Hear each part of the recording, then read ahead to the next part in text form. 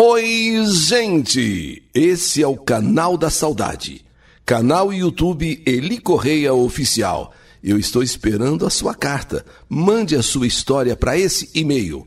cartasaudadeelicorreia@gmail.com. Estou aguardando. E no canal YouTube Eli Correia Oficial, acredite, a felicidade existe. Eu te escuto há muito tempo, Eli Correia. Eu ouço as histórias que você narra desde há muitos anos. E hoje eu escrevo a minha história para você narrá-la. Eu morava em Barueri, Grande São Paulo.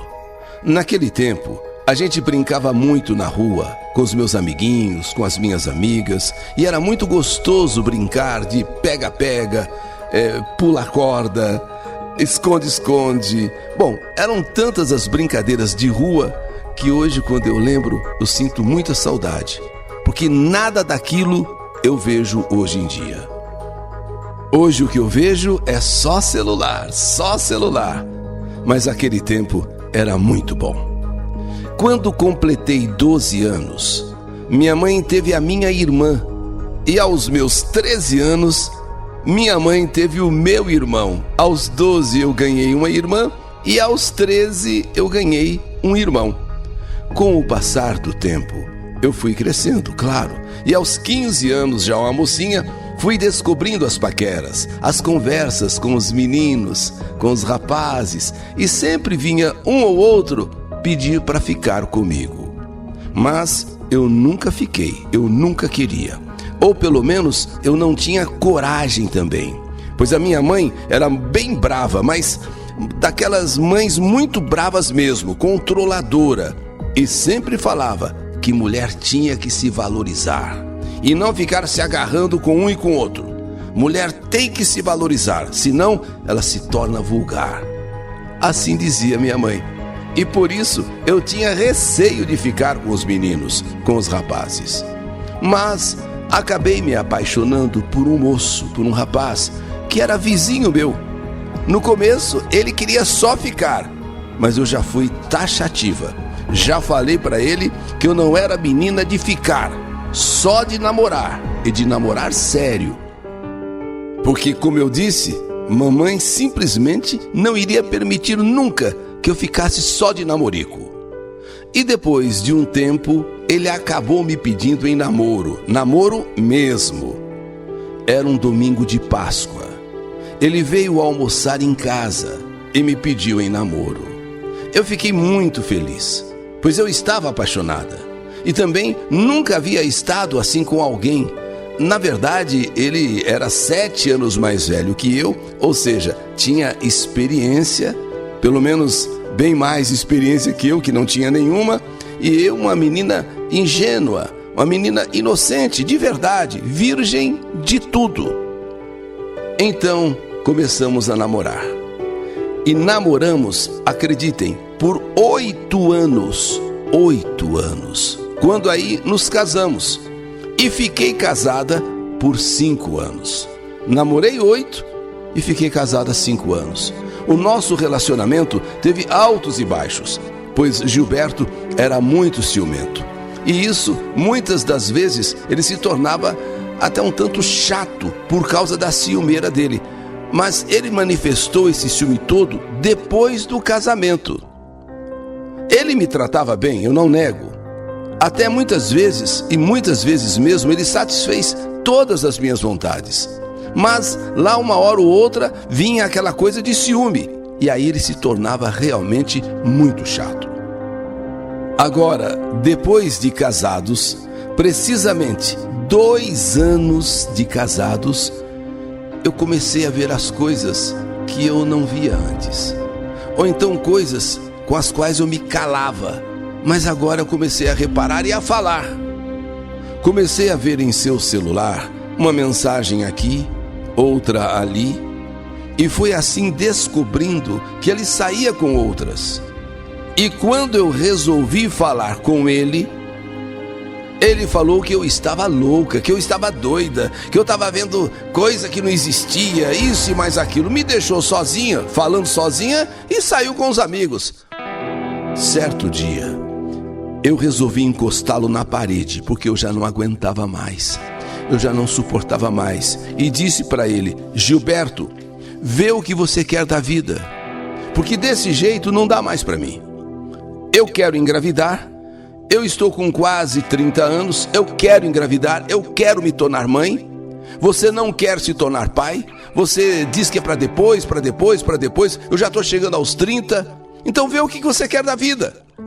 Foi aí que Gilberto mudou, pelo menos por um tempo, a sua conduta comigo, a sua maneira de me tratar.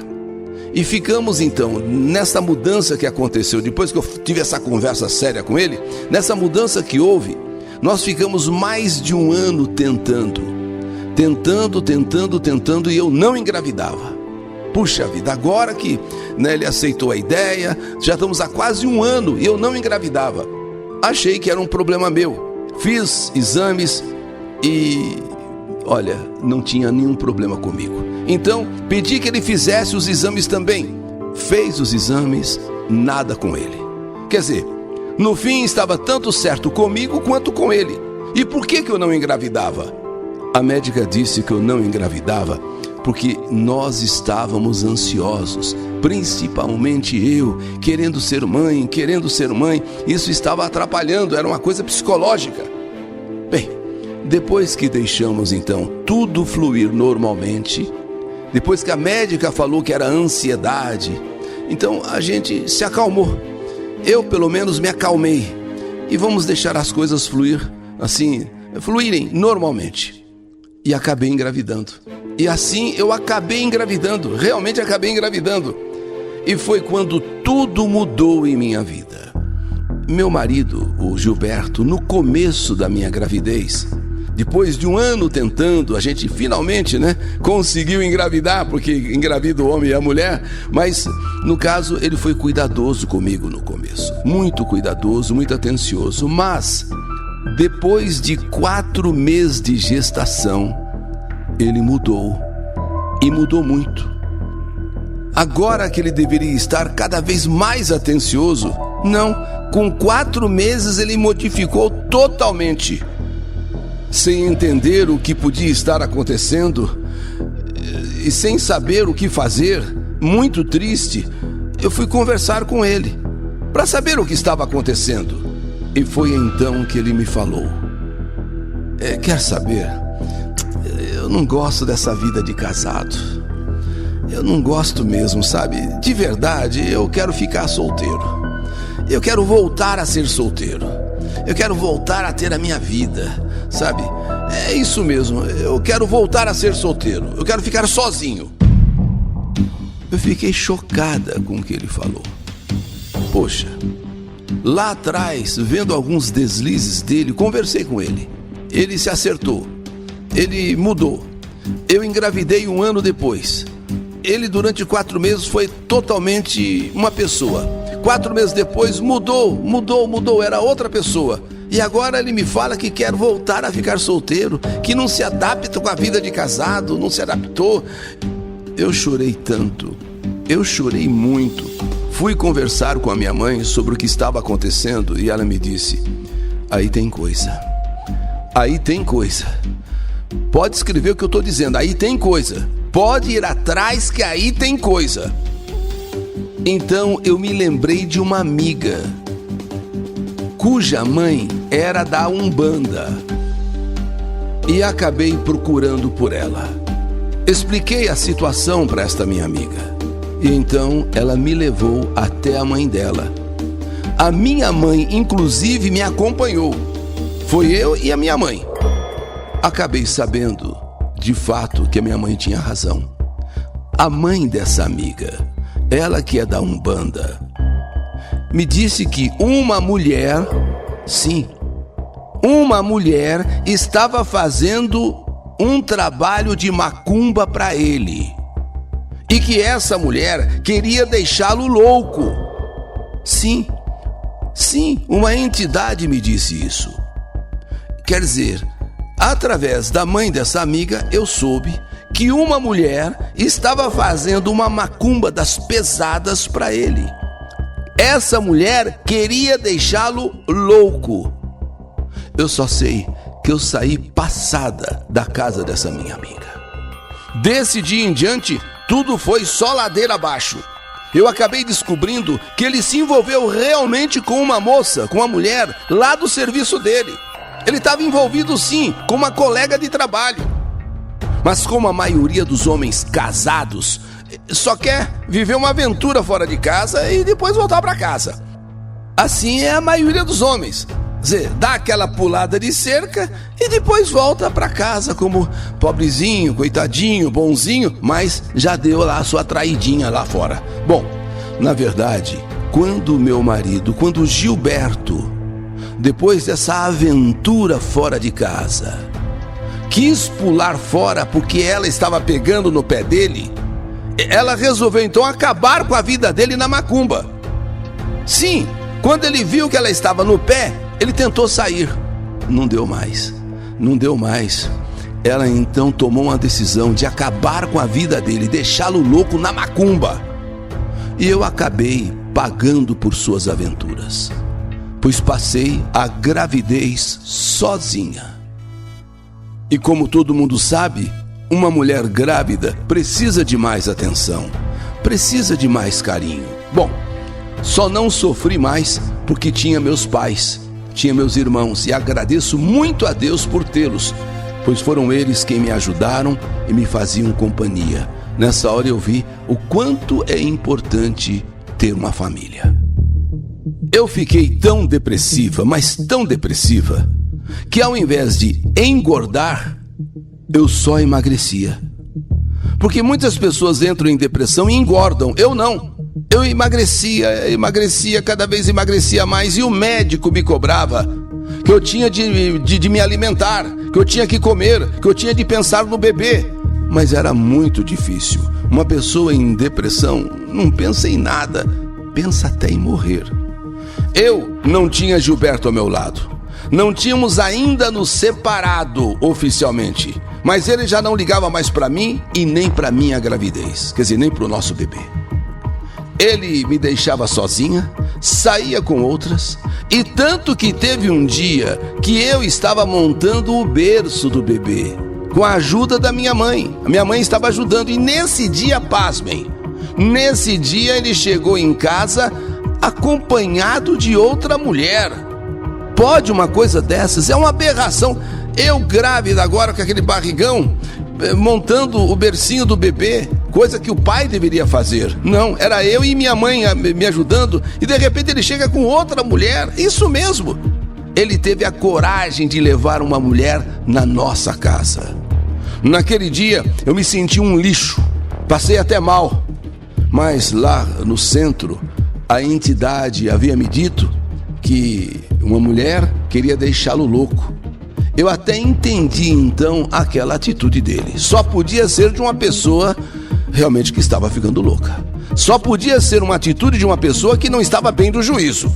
Onde já se viu levar uma mulher na casa de sua esposa que está grávida? Nesse dia não falei nada. Simplesmente escrevi uma carta para ele, deixei no armário, e nessa carta escrevi tudo que estava engasgado, tudo. Coloquei tudo para fora nessa carta e eu saí de casa. Bom, graças a Deus e à minha fé, tudo passou. Tive a minha filha, me separei oficialmente e fui viver minha vida. E sempre dizia que eu não queria mais saber de homem algum. Deus me livre, não quero saber de homem nenhum. Mas, com o tempo, acabei ficando com 2 pessoas, mas nada sério. Nesse meio tempo, fiquei desempregada, morando na casa da minha mãe com a minha filha, sendo que o pai da minha filha, além das coisas que fez comigo, não me ajudava muito. Nem vou mencionar o valor que ele me dava de pensão, pois eu tenho até vergonha. Bem, sempre fui atrás de emprego, e trabalhando aqui, trabalhando ali, serviços temporários, mas sempre rezando, pedindo a Deus para me dar um emprego registrado, pedindo também para que eu pudesse sair da casa da minha mãe. Poxa, até porque, lembra no começo da carta, eu disse que ele era meu vizinho. E quando nos separamos, ele também voltou para a casa dos pais. Quer dizer, eu voltei para a casa dos meus pais, ele voltou para a casa dos pais dele e éramos vizinhos. E ele usava isso a favor dele, ficava enchendo o meu saco, indo lá em casa, dizendo que queria ver a filha. Mas mentira dele, era para me ver, ficar querendo me agarrar, me beijar. E eu o empurrava e falava que ele não insistisse mais nisso. Eu sempre falava não, e para disso, para com isso. Era difícil essa minha situação, por isso, além de eu querer sair da casa da minha mãe para ter uma vida independente, eu queria também ficar longe dele. Até que teve um dia na casa da minha tia, que acabei vendo um anúncio no Facebook. Enviei o meu currículo, isso num domingo. E na segunda-feira eu fui fazer a entrevista. Passaram-se 2 semanas. E não tinham me chamado, eu até pensei que eu tinha perdido a vaga. Quando a agência me liga para que eu fosse na outra segunda-feira fazer uma entrevista agora com o gestor, quer dizer, outro gestor da empresa. Fiquei surpresa. Puxa, eu já dava como perdida aquela vaga. Eu fui. Mas para falar a verdade, fui sem acreditar que iria ser contratada. Eu já estava me sentindo bastante desanimada. Chegando lá, fiz minha entrevista e saí de lá achando que nem tinha passado na entrevista. Por fim, me chamaram, mas disseram que seria um serviço temporário, mas que eu teria chances de ser efetivada dependendo do meu desempenho.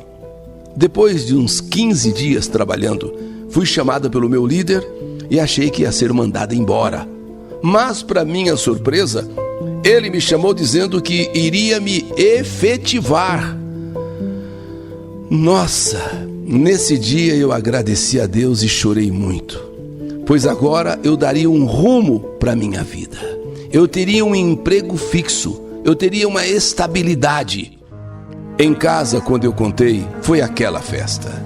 E aí, depois de um mês efetivada, outra notícia.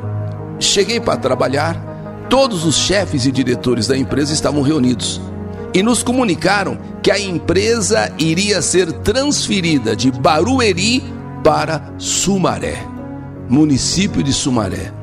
Eu fiquei assustada, chocada, preocupada. Logo agora que tudo estava dando certo, a empresa iria embora para Sumaré. Nesse dia, depois dessa reunião, eu fiquei pensativa e perguntei a Deus: Deus, e agora? O que é que eu faço? Tudo dando certo, tudo caminhando bem, e essa mudança agora para Sumaré. O que eu devo fazer, Senhor? Será uma oportunidade de eu deixar a minha casa, mas ir para longe? Ir para um outro lugar? Depois dessa reunião, o meu gestor me chamou para conversar e perguntou se eu tinha interesse de ir com a empresa para Sumaré. Eu não pensei 2 vezes para dar a resposta. Disse que sim. O que eu mais queria era ir para longe. Eu tinha dúvidas, mas na hora que ele me perguntou, as dúvidas acabaram. Eu queria trabalhar e viver a minha vida. E no dia 18 de setembro de 2022, me mudei para Sumaré. Jamais vou esquecer dessa data. 18 de setembro de 2022. Foi onde tudo mudou. Não foi fácil. Aliás, como nada é fácil na vida. Tive que vir sem minha filha. Até porque eu não conhecia nada aqui em Sumaré. Então eu tive de ficar longe dela pelo menos por 1 ano, até que as coisas se acertassem em Sumaré, até que eu me adaptasse em Sumaré. Foi sofrido.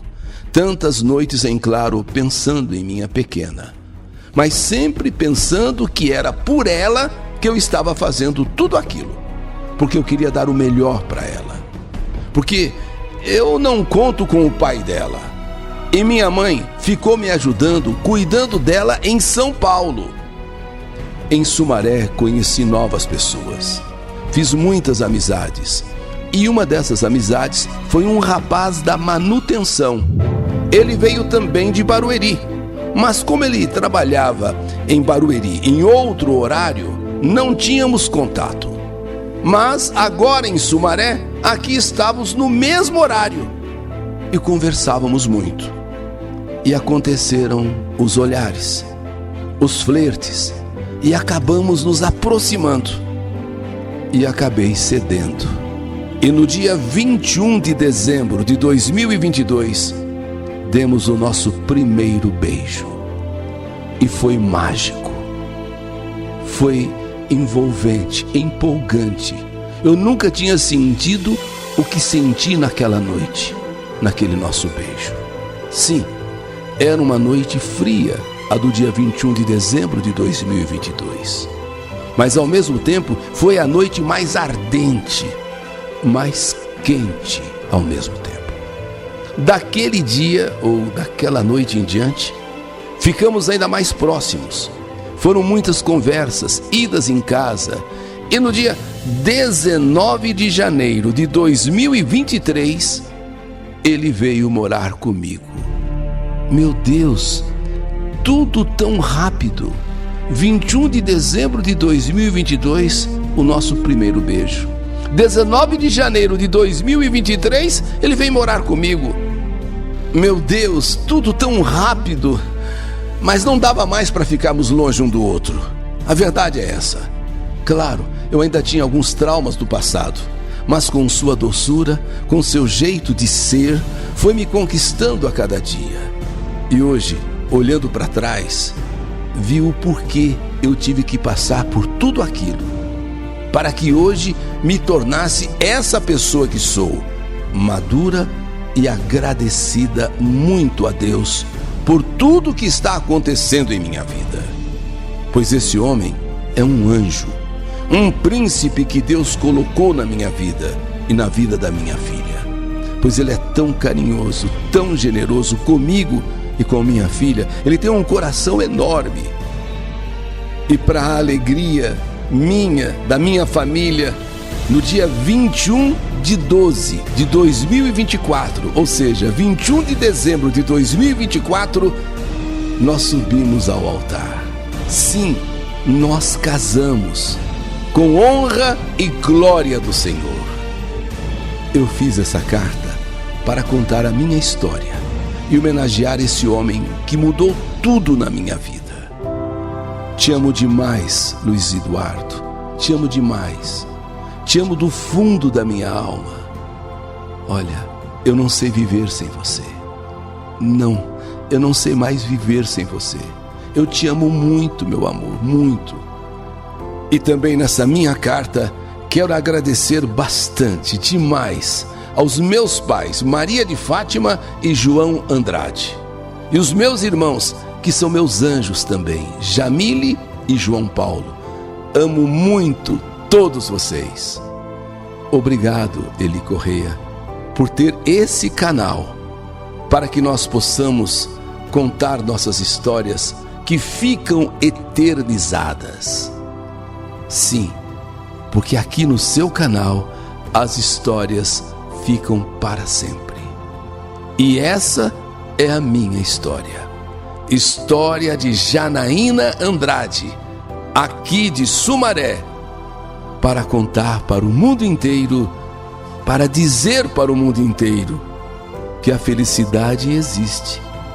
Existe sim, acredite. Eu sou prova de que a felicidade existe. Essa é a minha história, história que a vida escreveu. Que saudade de você! Acredite, a felicidade existe sim. História do canal YouTube Eli Correia Oficial.